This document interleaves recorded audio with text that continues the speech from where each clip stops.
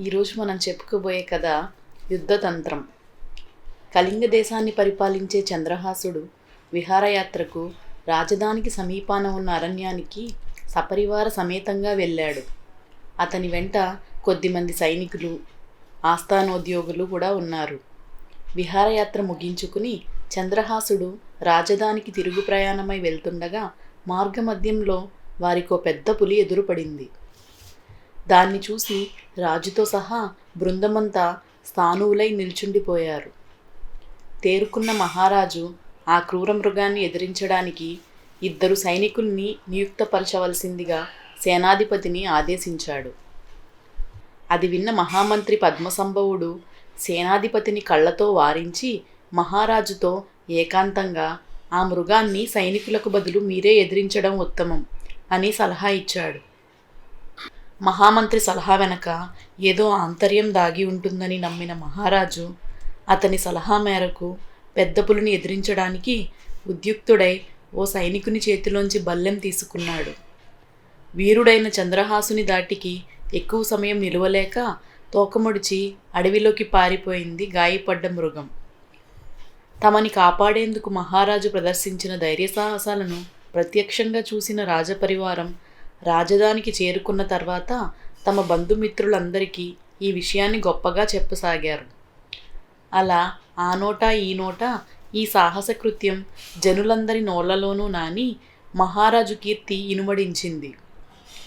ప్రజలను కంటికి రెప్పలా కాపాడుకుంటాడన్న కీర్తి రాజుకు దక్కింది.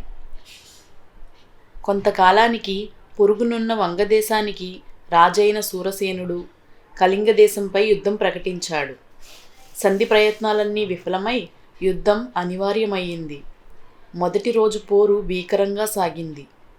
మహారాజు స్వయంగా యుద్ధంలో పాల్గొని శత్రుసేనల్ని చీల్చి చెండాడాడు. మరునాటి యుద్ధతంత్రాన్ని రచించాలనుకున్న పద్మసంభవుడు సేనాధిపతితో ఆ రోజు యుద్ధ విశేషాలు చర్చించసాగాడు. అప్పుడు సేనాని మంత్రితో, మహామంత్రి, ఈరోజు యుద్ధభూమిలో మహారాజు పరాక్రమాన్ని కనులారా చూడవలసిందే గాని వర్ణించనలవి కాదు. సామాన్య సైనికుల కంటే కూడా ఉరకలేస్తూ ఆయన ప్రదర్శించిన నైపుణ్యం అమోఘం. మనకు విజయం తథ్యం అని వ్యాఖ్యానించాడు. సేనాధిపతి మాటలు విన్న మహామంత్రి సాలోచనగా తల పంకిస్తూ మహారాజుని కలవడానికి అతని ఏకాంత మందిరానికి వెళ్ళాడు.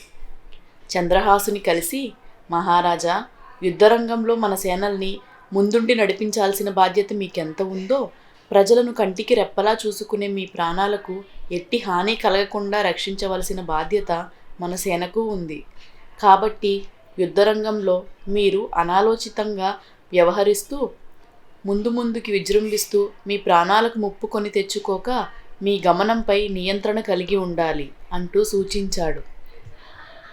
ఆ రోజు అడవిలో క్రూరమృగాన్ని ఎదిరించడానికి సైనికులను పంపబోతే వద్దని వారించి తనని పోరాడమని చెప్పిన మహామంత్రే ఇప్పుడు తను యుద్ధరంగంలో సాధారణ సైనికుల కంటే ముందుంటే నియంత్రణ వారించడం అసహజంగా తోచింది చంద్రహాసునికి.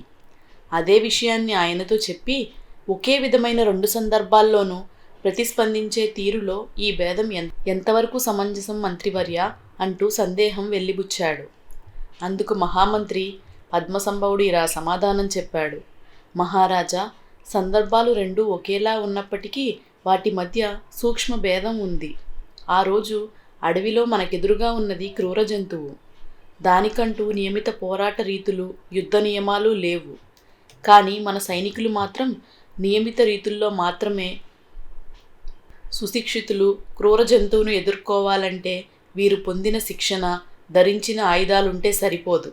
దాన్ని ఎదిరించే గుండె ధైర్యం కూడా ఉండాలి. అది ఆ క్షణంలో మన సైనికుల్లో లోపించింది. మీ ఆజ్ఞను ధిక్కరించలేక ఆ మృగాన్ని వాళ్ళు ఎదిరించ పూనుకున్నా మీ ప్రాణాల కోసం వారి ప్రాణాలు పణంగా పెట్టారన్న అపఖ్యాతి మీకు పర్యవసానంగా దక్కి ఉండేది. అలా కాకుండానే మిమ్మల్ని ఎదిరించమని సూచించాను. నేను ఊహించినట్లే ఆనాటి మీ సాహసం నేటికీ ప్రజల నోట వీరగాథగా చెప్పబడుతూ మీ కీర్తిని ఇనుమడింపచేసింది.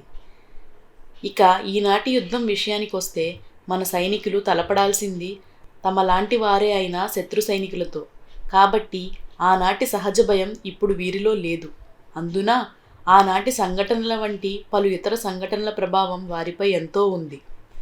ఆ ప్రభావం రాజుగా మీపై భక్తి విశ్వాసాలనే కాదు, ప్రభువుగా ప్రేమాభిమానాలను పెంచుకునేలా చేసింది. మీ వంటి ప్రభువులను కాపాడుకోవడం కోసం వారు ప్రాణాలను సైతం లెక్క చేయరు. అట్టి సైనికులను మీరు మార్గదర్శిగా ఉంటూ నడిపించాలి. మీ ప్రాణాలెంతో అమూల్యమైనవి కనుక ముందుకు దూకి శత్రువు పన్నిన వలలో మీ వంటి వారు చిక్కుకొని ఆపదలు కొని తెచ్చుకోవడం సైన్యానికి రాజ్యానికి శ్రేయస్కరం కాదు. కాబట్టి సాధారణ సైనికులు ముందుండగా వారిని నడిపించడం మీ బాధ్యత. మీ ప్రాణాలకు రక్షణ కవచంలా ఉంటూ ముందుకు సాగడం సైన్యం కర్తవ్యం అంటూ విడమర్చి చెప్పాడు. మహామంత్రి సూచనలు సలహాలు వెనుక ఇంతటి అర్థం ఉన్నదని తెలుసుకున్న చంద్రహాసుడు, మంత్రివర్య, మా క్షేమాన్ని చూసుకోవడానికి మీ వంటి విజ్ఞులుండడం మా అదృష్టం అంటూ నమస్కరించాడు. యుద్ధం ముగిసింది. పద్మసంభవుడి యుద్ధ తంత్రాల ముందు శత్రుమూకలు పరాజయం పాలవ్వగా విజయలక్ష్మి చంద్రహాసుని వరించింది. ఇదండి యుద్ధతంత్రం కథ. ఈ కథ మీకు నచ్చిందా? నచ్చితే మీ ఫ్రెండ్స్ రిలేటివ్స్తో షేర్ చేయండి. మరిన్ని మంచి కథల కోసం మన ఛానల్ను సబ్స్క్రైబ్ చేసుకోండి. Thank you.